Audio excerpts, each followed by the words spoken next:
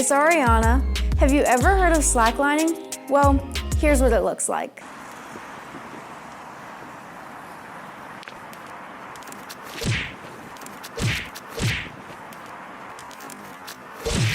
What's wrong, Kevin? When I came down.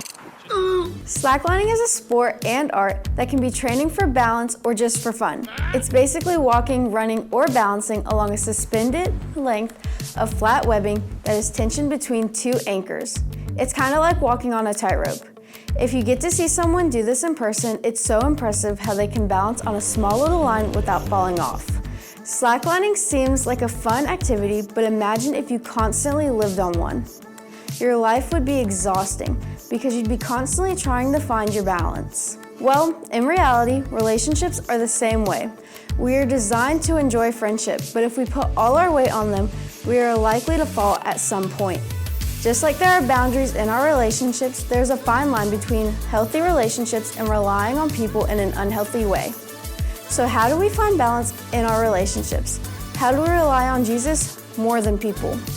We've all been failed by people before, so let's learn about how to enjoy friendships and prioritize God at the same time. Proverbs 27:17 says, "As iron sharpens iron, so a friend sharpens a friend." The Bible tells us here that relationships and friendships are supposed to make you better, not worse. So if we want to grow and become better, we need good friendships. But listen to what Psalms 118, 8-9 says. "It is better to take refuge in the Lord than to trust in people.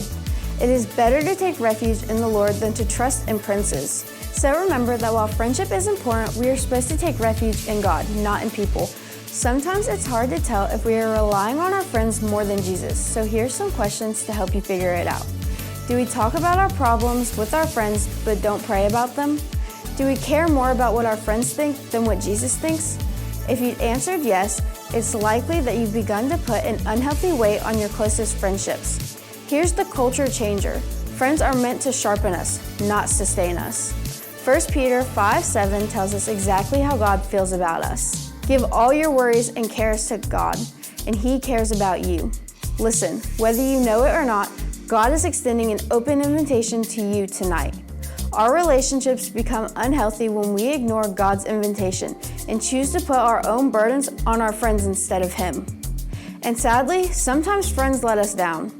And that's because He is the only one who can handle it. So no, it's not wrong to call a friend during a hard time, but ask yourself, have I gone to God first? Because when we go to God first, we invite Him to change the way we see things and position ourselves to lean into His strength.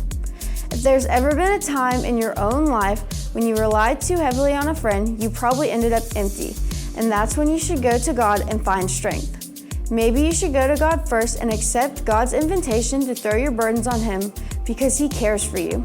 Instead of putting your burdens on your friends, run to the one who can truly understand you and who can actually make your situation better. Now, as we get ready for small groups, think about if you should start going to God first instead of your friends.